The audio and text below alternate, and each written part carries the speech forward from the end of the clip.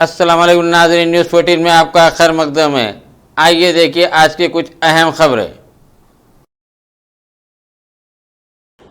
मैं समझा नहीं आपका क्वेश्चन। बीजेपी वाले और सारे बीजेपी पार्टी चाहे वो सेंट्रल गवर्नमेंट हो या फिर स्टेट में बीजेपी हो, वो सारे लोग कश्मीर फाइल्स मूवी को सपोर्ट कर रहे हैं। आपने कहा उसका कोई हम भी सपोर्ट कर रहे हैं, हम उसको उल्टा नहीं बोल रहे।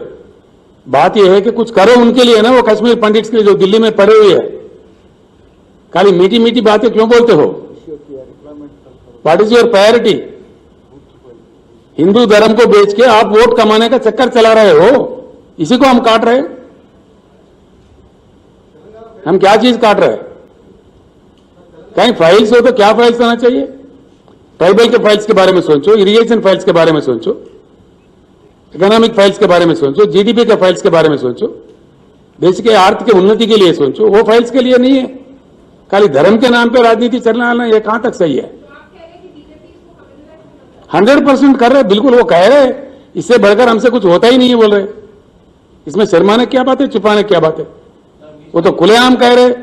हमारे पास यही कश्मीर फाइल्स होता, पुलवामा होता, पाकिस्तान होता, हम किसी को राक्षस बताते, इसके नाम पे तुम वोट दो, यही तो कह रहे हैं ना वो लोग सुबह शाम।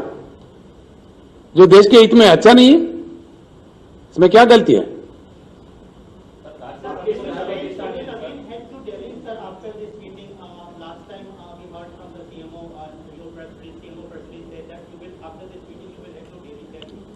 First of all, our minister's delegation, along with Agriculture Minister and Civil Supplies Minister, along with our honorable members, will go and meet Mr. Piyush Goyal. Ask him. We will see his reaction. Thereby, if need be, I will myself go to Delhi. You will seek time from the Prime Minister. We will see. I can't say it now. We will go according to the developments. One more question, sir. In recent press conference, including this, you always talked about clean politics, inclusive politics, and developmental-based politics. But when we see in states, there are several allegations on your party MLAs and ministers, and we see that corruption is becoming mainstream here in the state. No, not at all. Who says? There are, You tell me the detail. If you cannot make a general comment like that. sir, detail being You cannot generalize, you know. If there any specific issue is there, please bring it to my notice. We will take action. BJP పోవాలంటున్నారు. కేంద్రంలో అంటే జాతీయ party మరొక జాతీయ party రెండు రాష్ట్రాలకే పరిమితమైంది. మరి ప్రాంతీయ పార్టీలతో బీజేపీ పోయేటట్టు ఆ దిశగా మీ విలేకరులతో నాదో ప్రార్థన అండి. నేను మొన్న రాంచీలో కూడా చెప్పిన. రాంచీలో ఒక విలేకరు నన్ను అడిగిండు. నేను అక్కడికి వెళ్ళి మాట్లాడిన తర్వాత విలేకరుల సమావేశం ఇట్లా జరుగుతుంటే అడిగిండ్రు.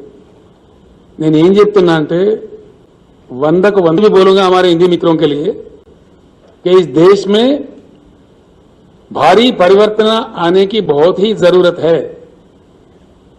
इसलिए कि यूपीए सरकार से निराश होकर हम जिस ढंग से बीजेपी को जिताए हैं, उन्होंने बता चुका है उनका रंग, उनका डिलीवरी क्या है, उनका कैपेसिटी क्या है, ये देश के सामने आ चुका है। और दूसरा एक बुरा चीज आ रहा है, कश्मीर फाइल जैसे कोई भावुक बना के लोगों को धर्म को बेच के वोट कमाने का एक राजनीति साफ दिखने को मिल रहा है। हर चुनाव के दरमियान कुछ ना कुछ आ जाता है, कुछ एक तमाशा करते हैं, कुछ एक ड्रामा करते हैं। ये बात ठीक नहीं है। और दूसरा बात यह है कि भाजपा सरकार के 8 साल का सरकार में किस चीज में देश की उन्नति हुई है? किस चीज में? कोई एक चीज बता दे मुझे। सारे इंडेक्स देखिए, केंद्र सरकार के आंकड़े देखिए। हम ये बात छुपा के थोड़ी बोल रहे हैं। ये बात सही है कि हमारा बहुत अच्छा तरक्की हुआ, विकास हुआ तेलंगाना में। देश के विकास नहीं होने की वजह से हम भी मारे गए, तेलंगाना भी मारा गया। मैंने असेंबली में भी कह दिया ये बात कि 11.5 लाख का हमारा जीएसडीपी है। हमारे बराबर का भी अगर केंद्र का परफॉर्मेंस रहता तो हमारा जीएसडीपी 14.5 लाख करोड़ होना चाहिए था।